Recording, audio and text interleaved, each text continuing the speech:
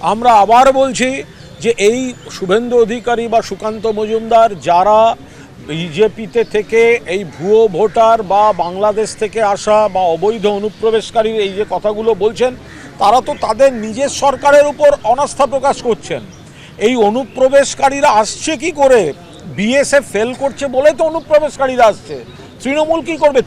চম্পাহাটিতে যে ধরেছে ভুয়ো ভোটার, সেটা তো তৃণমূলের প্রশাসনই ধরেছে, মমতা ব্যানার্জির প্রশাসনই ধরেছে। কেন্দ্রের যে বাহিনীগুলো, এজেন্সিগুলো রয়েছে, তাদের মধ্যে একটা সেটিং করে ফিজিক্যাল ভেরিফিকেশনের বাইরে গিয়ে, ফিজিক্যাল ভেরিফিকেশন না করে অনলাইনে এই ভুতুড়ে ভোটার তোলা হচ্ছে। এটা মহারাষ্ট্রে বিজেপি করেছে, এটা দিল্লিতে বিজেপি করেছে, সেটা বাংলায় করার চেষ্টা করছে। আমরা তার প্রতিবাদ করছি, আর সেটা ধরা পড়ে যাচ্ছে বলেই এই ধরনের রাজনৈতিক উৎসাহগুলো তারা করছে।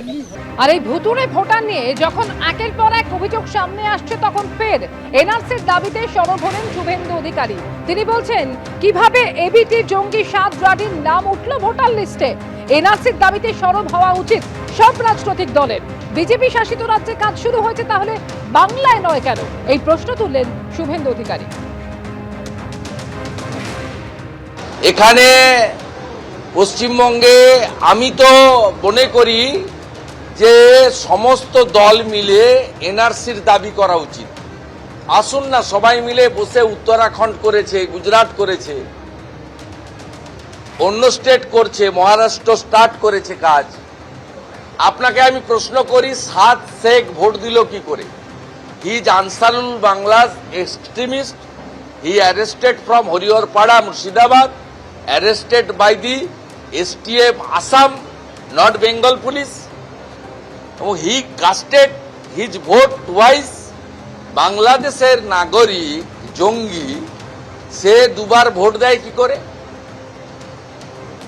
স্বাভাবিকভাবে এই রাজ্যে আমরাও বলি অবৈধ ভোটার আছে, রোহিঙ্গা ভোটার আছে, এবং এখানে ইলেকশন কমিশনের কোনো রোল নেই।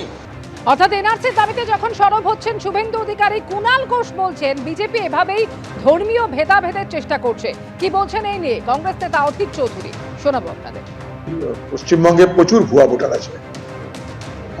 আমার কাছে দেখুন, সরকারিভাবে অনেকে অনেক কথা তো বলে, আমাদের নানা রকমের সোর্স থাকে, তাতে আমার কাছে খুব বিশ্বস্ত সূত্রে একজন কেউ বলেছে যে পশ্চিমবঙ্গে 35 থেকে 40 লক্ষ ভুয়ো ভোটার তৃণমূলের গ্রিপে আছে, মানে তৃণমূলের দখলে আছে।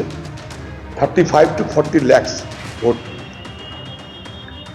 এবং আপনারা দেখতে পাচ্ছেন যে এই পশ্চিমবঙ্গে ভোটার তালিকায় নাম ওঠানো কতটা সহজ সরল ব্যাপার।